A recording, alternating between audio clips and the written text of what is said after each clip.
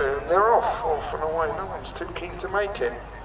Wishfull Dreaming lined up at the front but wasn't keen to jump away in front of Titanium Bullet. Has grabbed the nettle under Felix Foster and heads down to the first of the 19 fences, the C.W. Strickland fence in the home straight, and has handed a fairly useful lead as Titanium Bullet heads past the judge with a couple of circuits to go. So Titanium Bullet, 7-year-old, leads by about half a dozen lengths under Felix Foster.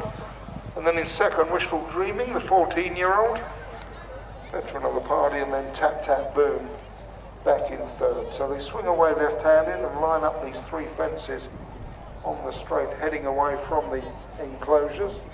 And if anything, Titanium Bullet has increased that lead. Jumps the Bayer Crop Services well. Over in second, Wishfull Dreaming. He's about 4 lengths clear of the patiently ridden Tap Tap Boom under Pippa. So over the middle one there. And now heading on to the Cundall-sponsored open ditch. And Titanium Bullet has got a lead of, I would say, a good 10 lengths now as they go to the open ditch at the very end of that straight. In front of a pair over safer as well. So Titanium Bullet, who kicked off the season winning a maiden at Ascot Bryan, and has finished one on his last 3 starts. So commendably consistent. In terms of their side on that lead would now probably be a good dozen lengths, wouldn't it, as they go to the leader goes to the fence that precedes the open ditch, jumps well, Wishfull Dreaming over in second, 2 or 3 lengths clear on Tap Tap Boom. Onto the open ditch, CRG Nichols sponsored open ditch, Titanium Bullet, clear lead. Tap Tap Boom made a mistake at the back of the field. The gap between Tap Tap Boom and Wishfull Dreaming has grown. And Tap Tap Boom would be a good 20 lengths off the leader, Titanium Bullet, who heads on to the next. First of those 3 playing fences on the gallop back home. Skips over the Par Petroleum playing fence. Wishfull Dreaming's not making any inroads as yet, and then Tap Tap Boom, who's much better over that one than over the open ditch that preceded that playing fence. Over the middle one, he continues to be a good dozen lengths for Titanium Bullet. Jumped out of the gate, no one seemed keen to make it. Felix Foster on board grabbed hold of the nettle, and he jumps that fence there, the Andrew Cowan estate agent's fence. That'll be the second last in a circuit's time, still with this lead of a dozen lengths. Have the others given Titanium Bullet too much rope?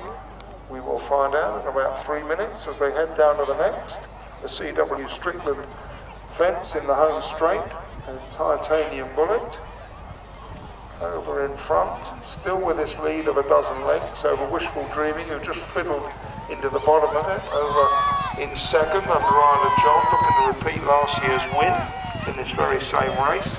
And then Tap Tap Boom, who's been having to sit at the back throughout at the moment under Pippa Brown, who really needs a win here to put some pressure on Rosie Howard before the final race of the season here in Yorkshire, the maiden, which will follow this.